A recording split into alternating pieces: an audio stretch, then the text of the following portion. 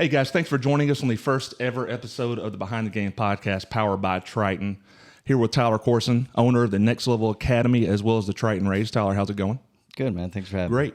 So what we're going to do here at the Behind the Game podcast is to educate travel baseball and softball owners on the business side of the game. We're going to discuss your shortcomings you've experienced over the years as well as what's led you to success. So we want to give coaches out there a kind of behind the scenes look as we're talking to other owners and try to give them some helpful tips on, starting an organization, running an organization, and, see how we can make them successful. Right. Awesome. Yes, sir. So Tyler, you've been in business now for a decade with Next Level. You're an associate scout for the Brewers.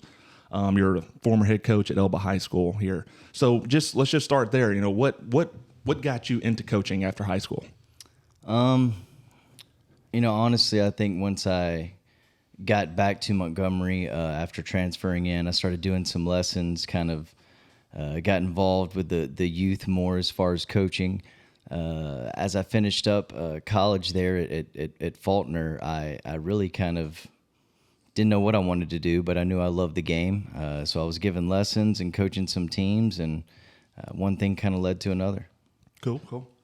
So expand on that a little bit. Like, what is your favorite part of coaching? Because I know you played in high school, played college ball, but what led to that next step of, hey, I want to start coaching. I want to start working with kids. I want to start developing kids. What led to that? I think it was one of those things where it's something you've done your whole life. It's something you feel like you know well, something you're good at. I was able to relate to the kids well. I didn't know that was a skill at that time, but being able to communicate to a 7, 10, 12, 15-year-old kid what you're trying to get through to them, I feel is really important. So once I realized I kind of had that skill, I had a lot of self-satisfaction of getting videos of kids hitting home runs that have never hit one or signing a college scholarship. And once I realized people were willing to pay me to do something I enjoyed, one thing kind of led to another, and definitely makes it better. Yeah, man, it was awesome. I mean, everybody likes working for free, right? Right. But so, what was the motivation in starting your own travel organization? So we know it started off as Alabama Rays, and then we both partnered up 10 years ago this year to form the Triton Rays. But what was the motivation for getting out on your own and starting your own thing? I knew I had to, in order to do this full time. Coaching what I love without being in the high school or college coaching realm, I had to have teams, and I had to have teams summer, fall. So I realized that, once I needed those teams year round, I needed a facility. I needed to have multiple teams, and that really kind of just led to where we're at. Right. A lot of people out there that started their own thing. Hey, there's a lot of hurdles. Or when you're getting started, a lot of problems you're not thinking is going to happen. So, but to the people out there that may be thinking about starting their own organization, or maybe they just started one, what were some of the biggest hurdles in the beginning that maybe you weren't expecting? Yeah, I think for me at the beginning, I was young. I was 23, 24 when I was really starting the teams. So for me, that was a hurdle, trying to get people to believe in what I was trying to do. I think that, not the biggest initial cost, but more of getting your name out to be able to get into tournaments and things like that. So I think that was the biggest obstacle as far as the older kids are concerned. And, with the youth, it was really just getting parents to buy into, what you were trying to do, and for them to realize, really the light at the end of the tunnel. Right. What were some of the hidden costs? Little things when I first got going I wasn't thinking about was, insurance and, little things in equipment-wise, from lineup cards to buckets for balls, little petty stuff. Those were probably the biggest, I guess, things I didn't think of. I knew we'd have to pay for tournaments and uniforms and coaches. It was just the little things that kind of, really nicked away at you that added up. How do you add those into a player's fee? So you take all those costs, roll them into one, present it in a package to a prospective player. That's been some trial and error. You get to the point where you know what your tournaments are going to cost, your insurance, your sanction fees, all little petty stuff, and you kind of break that down, and you realize if you're playing with one organization, your sanction fees are maybe $65, $70, but if you're playing with USSSA, Perfect Game, and those sanction fees add up. So I think I really got to the point where I kind of figured out the good system and what tournaments to play, where to kind of focus the money. And I think it got to the point where I just became understanding of this, how much it's going to cost, and this is, what I got to get to make it run. Right. So Next Level Academy, are you guys a nonprofit?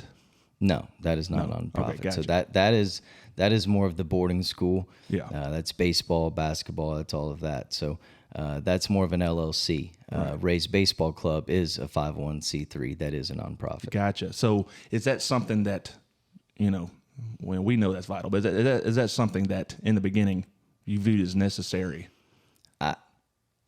I personally think it's huge to have, just because people are more willing to donate to your cause. It makes you a little bit more legit when you do have that 501c3.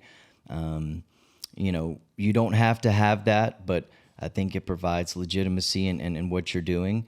And it does make it easier for kids to go out and raise money in order to, cover their fees. Right. Well, look at on our business side, if we make a donation to a nonprofit, Right. it's going to help, come tax season. So it makes business like ours, it's easier to, to Exactly. donate money. So it makes perfect sense.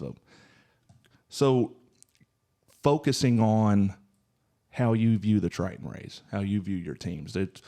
We've seen, if you just boil it down to its most simplest form, there seems to be two types of teams. There's teams that are bent on winning tournaments. They want to win as many games as possible. Right. Nothing wrong with that. Everybody wants trophies, everybody wants rings, all that good stuff. There's other organizations that are bent on developing players, player development, getting the kids better, teaching them the fundamentals of the game. Nothing wrong with that.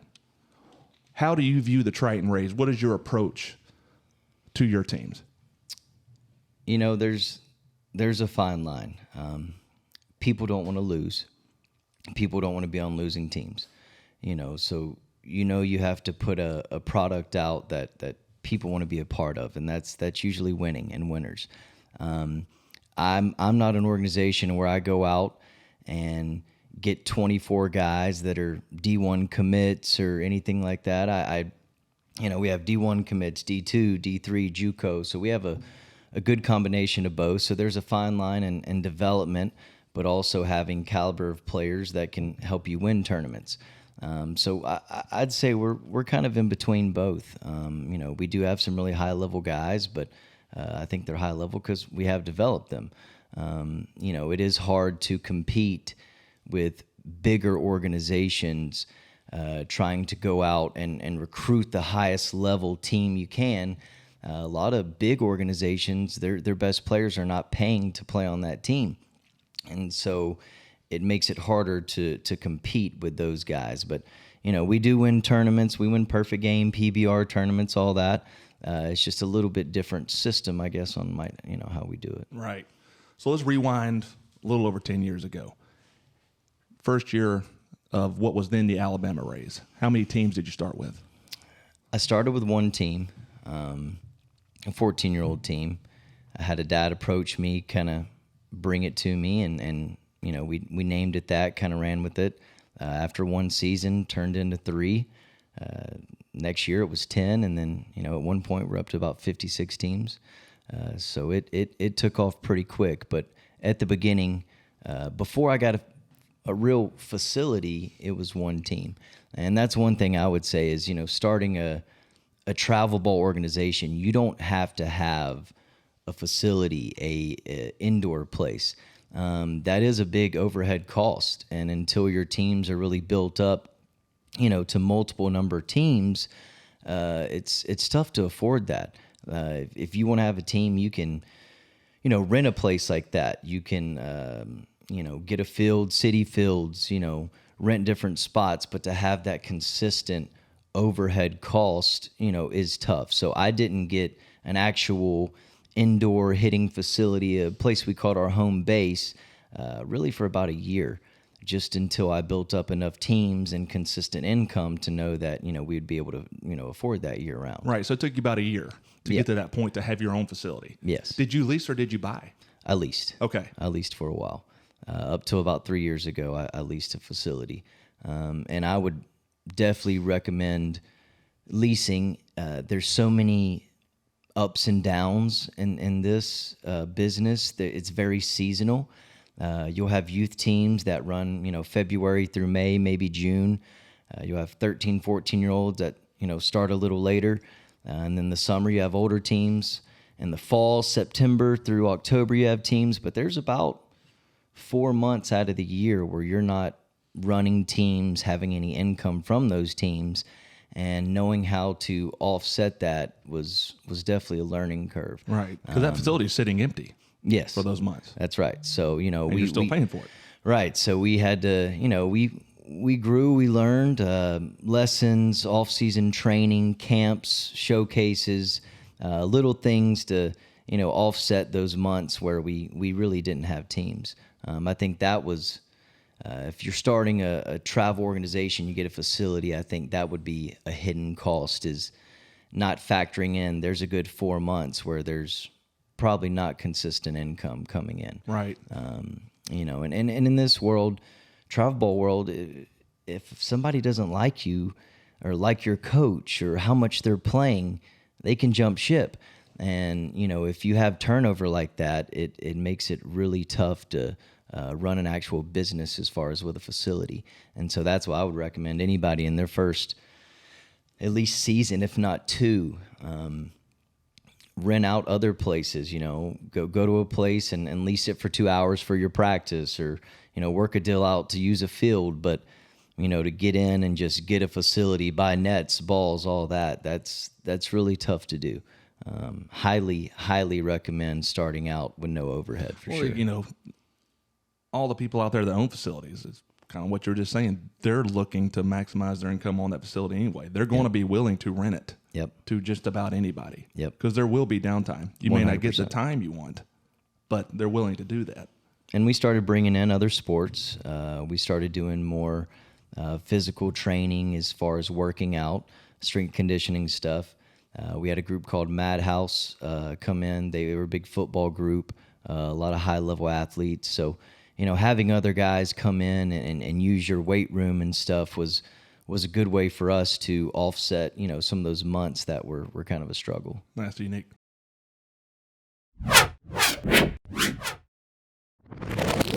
So let's talk about roster size for teams. What's a good roster size?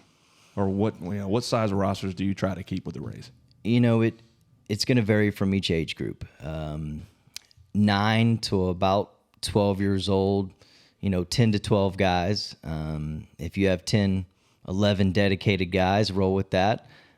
12 is kind of that number to where if somebody doesn't show up on a weekend or little Johnny gets hurt, you're still able to function. Once you get to that 13, 14 age group, you increase it a little bit. I'd say 13 to 15 players. That's an age where there starts to be kids where they become more of a pitcher only, or more limited on where they can play. Once they hit that about the 15 mark, 15 through 18, we're usually carrying at least 20 guys. And really 17, 18s are really around the 24 mark, just because there is so many pitcher onlys. Right, they start to specialize. Yeah, and so, you're playing multiple games in a weekend. You got to have multiple catchers, lots of arms. So, the older age groups, really 15 and up, you got to have at least 18 guys if you're going in to compete in big tournaments where you're playing 5-6 games in 3 days. To have enough arms to be able to compete at a high level, you got to have a lot of players. So, younger guys, you want to keep it low, 10 to 12 guys, just so there's not as many issues with people playing. And that age is really, really focused on development. Older age groups is more about being seen and getting opportunities in front of scouts, whether it's pro or college. And you really need guys to be fresh in that case. So, The older guys definitely need at least 18 and 20. So to that point, to the exposure part of this, what's the age where you're seeing kids being looked at by college? Let's just keep it to college, by college coaches. Realistically, you see kids getting signed, committed at 14, 15. Those kids are freaks. Those are rare breeds. Most of the guys that are, junior college, even to mid-major D1, those guys are being seen at really 17, 18. If you're a higher level guy, usually pitchers at 16U can be signed. But it's really that junior, senior year where you're getting communication. Coaches take you a little more serious. At 15 and 16 years old, yeah, there is some scouting going on and a few kids committing, but there's so much time for those guys still that I think really 17, 18 is where we really start to focus on getting film out and calling coaches to come to games. A lot of parents at 14, 15, 16 think they should be, recruiting tapes and sending stuff out. But, at 16, if you throw 80, probably not time yet. Wait till you're 17, 18, you're 85, 86, and it's something more to look at. So, for us, 17, 18 is where we really start pushing guys. They have a better idea of, what they're trying to do in school, more realistic as far as, their ability. But there are some guys out there that do commit younger. But as far as what we see on a regular basis at tournaments, the 17U age group is probably the most highly scouted, I would say. So what is your role in the recruiting process for your players? Yeah, it kind of varies from each guy. To be honest with you, the higher level guys, they kind of get themselves recruited. You throw 95, I don't really have to do too much. If you're a normal dude, a JUCO guy, I do have to get on the phone, shoot text messages out. Twitter, I think, is really big. My biggest thing is really just making connections. How did you begin to develop relationships with college coaches? For me, it was a little easier. My dad scouted for about 20 years professionally. I was recruited out of high school by a few guys that I built some bonds with. So I think that kind of got me going. But us having higher level players, guys with higher tools, made coaches want to call us a lot more. So we built those connections, pretty quickly. Mm-hmm. 'Cause that's a big part of it, man. You're basically the vehicle for helping your kids get, seeing the next level. And if these coaches don't think you're legit, right, you're not doing your kids any favors. Yeah. And I think that's why we've been able to keep growing, continue to do what we do is, we're honest with the coaches. If they throw 87, 88, then that's what we tell them. We're very real with those guys. And so they know when they pick up the phone and call us, they're going to get good feedback. And I think that's been vital to, a lot of our success. Want to kind of change it up a little bit. Have you ever franchised any teams with the Rays? Yes. I'm sure you have a good idea having to do so many uniforms for us. Yeah, absolutely. There was at one point we had over 50 teams in Texas, New York, Florida, Georgia, Mississippi, kind of all over. Franchising is good, but it is a lot of work. It's a lot taking on uniform orders and schedules and getting players and helping guys with recruiting stuff. It is a lot, but there is a lot of positives to having numbers, more discounts on things, whether it's tournaments or gear, whatever it could be. Numbers do help, and it does help with networking. So, franchising is good, but it's something you have to really be prepared for before you take it on. Why were coaches reaching out to you? Did they just want to be a part of the Rays, or is it something that makes it easier for them? I think one of the reasons, our social media presence has been pretty good in the baseball world. And just us posting guys on Twitter or Facebook or Instagram, you're getting lots of calls from colleges. us winning some tournaments and perfect game and whatnot kind of gave us some publicity. And so people, like I said, they want to be a part of a winning organization, but they also want to make their job easier, and that's to really get guys signed. When a parent signs up to play on your team at really 16, 17, 18, they're signing up, making an investment for their kid to hopefully get seen or some type of opportunity to go play college ball. So I think us having the connections we had and the social media presence we had, really made guys want to kind of jump on board and get involved. So 50 teams, 5 different states. I can't imagine, but from a quality control standpoint, did that make that part of it more difficult? Definitely. I think that's why I kind of pulled back a lot of the franchises is no disrespect to any franchises out there or anybody that does that, but I didn't want my guys to feel like another number. I didn't want guys in other organizations to feel like I wasn't giving them what they needed. In order for me to do my job well, I couldn't get 150 guys signed in one summer. That was really tough to do. So quality control is tough. I did have some teams that weren't performing maybe as well as our scout level teams, and I think that sometimes can give you a little bit of a negative effect when those teams aren't doing as well. Makes you look a little more watered down too. So I want people to know, when they put on the uniform or they're representing Triton Rays, it's a high quality product. It's a good team every time they go out. And so for me, that was hard to control with so many teams in different states. And I never really want to be a team that can't go out and compete, at least to get into playoffs and try to win tournaments. Right. So, Tyler, man, really appreciate you joining us. This was a lot of fun. We look forward to doing it again. Guys, thanks for joining us on the Behind the Games podcast. Please like, subscribe, all that good stuff. Can't wait to talk to you next time. Thank you.